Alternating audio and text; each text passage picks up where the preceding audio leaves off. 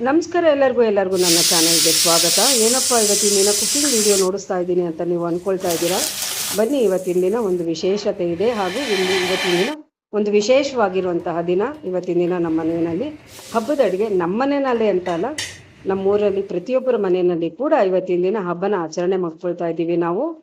ಹಾಗೆ ಹಬ್ಬದ ಅಡುಗೆಗಳನ್ನು ಕೂಡ ನಾವು ಇವತ್ತಿನ ದಿನ ತಯಾರು ಮಾಡಿ ದೇವ್ರ ಪೂಜೆಗೆ ಎಡೆ ಇಟ್ಟು ಪೂಜೆ ಮಾಡ್ತಾ ಇದ್ದೀವಿ. ಬನ್ನಿ ನೋಡ್ಕೊಳ್ತಾ ಹೋಗಿ. ನೀವು ಕೂಡ ನಮ್ಮ ಮನೆಯಲ್ಲಿ ಯಾವ ರೀತಿಯಾಗಿ ನಾನು ಇವತ್ತಿನ ದಿನ ಹಬ್ಬನ ಆಚರಣೆ ಮಾಡಿದೆ, ಹಾಗೆ ಎಲ್ಲಿಗೆ ಹೋಗ್ತಾ ಇದ್ದೀನಿ ಅಂತ ನೀವು ಮುಂದೆ ತಿಳ್ಕೊಳ್ತಾ ಹೋಗ್ತೀರಿ. ನೋಡ್ಕೊಳ್ತಾ ಹೋಗಿ ಸ್ನೇಹಿತರೆ, ಎಲ್ಲೂ ಸ್ಕಿಪ್ ಮಾಡದೆ ಕೊನೆವರೆಗೂ ಕೂಡ ನೋಡಿ ನನ್ನ ಒಂದು ಈ ವಿಡಿಯೋನ ನೋಡಿ ಸ್ನೇಹಿತರೆ. ಮಾಘ ಮಾಸದ ಹುಣ್ಣಿಮೆ ದಿನ, ಮಖ ನಕ್ಷತ್ರ ಬಿದ್ದಂತಹ ಹುಣ್ಣಿಮೆ ದಿನ ನಮ್ಮೂರಲ್ಲಿ ವೆಂಕಟರಮಣ ಸ್ವಾಮಿ ದೇವರದ ಜಾತ್ರೆ ಹಾಗೆ ರಥೋತ್ಸವ ನಡೆಯುತ್ತೆ. ಅದಕ್ಕೋಸ್ಕರ ನಮ್ಮ ಪ್ರತಿಯೊಂದು ಮನೆಯಲ್ಲಿ ಕೂಡ ಹಬ್ಬದ ವಾತಾವರಣ ಇರುತ್ತೆ ನಮ್ಮೂರಲ್ಲಿ.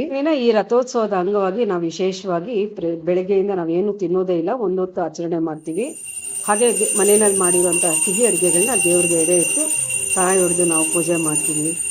ಹಾಗೆ ನಾವು ರಥಕ್ಕೆ ಬಾಳೆಹಣ್ಣು ದವನ ಸಮೇತ ಕೆಲವೊಮ್ಮೆ ಮನೆಯಿಂದನೇ ತೊಗೊಂಡೋಗ್ತೀವಿ, ಇಲ್ಲಾಂದ್ರೆ ಅಲ್ಲೇ ಸಿಗುತ್ತೆ, ಅಲ್ಲೇ ತಗೊಳ್ತೀವಿ. ನಮ್ದು ಯಾವ ಒಂದು ಇಷ್ಟಾರ್ಥ ಇರುತ್ತೆ, ನಮ್ದು ಕೋರಿಕೆ ಇರುತ್ತೆ, ಆ ಕೋರಿಕೆ ನಾವು ಮನದಲ್ಲಿ ನೆನೆದು ದೇವರಿಗೆ ನಾವು ಬಾಳೆಹಣ್ಣು ಹಾಕ್ಬಿಟ್ಟು ಬರ್ತೀವಿ. ನಂಬಿಕೆನೇ ದೇವರು ಸ್ನೇಹಿತರೆ. ನಂಬಿಕೆಯಿಂದ ಭಕ್ತಿ ಶ್ರದ್ಧೆಯಿಂದ ಮಾಡದೆ ಆ ದೇವರು ಕೂಡ ನಮಗೆ ಒಲಿತಾನೆ. ಬನ್ನಿ, ಈಗ ಯಾವ ರೀತಿಯಾಗಿ ನಮ್ಮೂರಿನ ರಥೋತ್ಸವ ನಡೆಯಿತು ಅಂತ ಈ ವಿಡಿಯೋ ಮೂಲಕ ನಿಮಗೆ ನೋಡಿಸ್ತಾ ಹೋಗ್ತೀನಿ ನಾನು.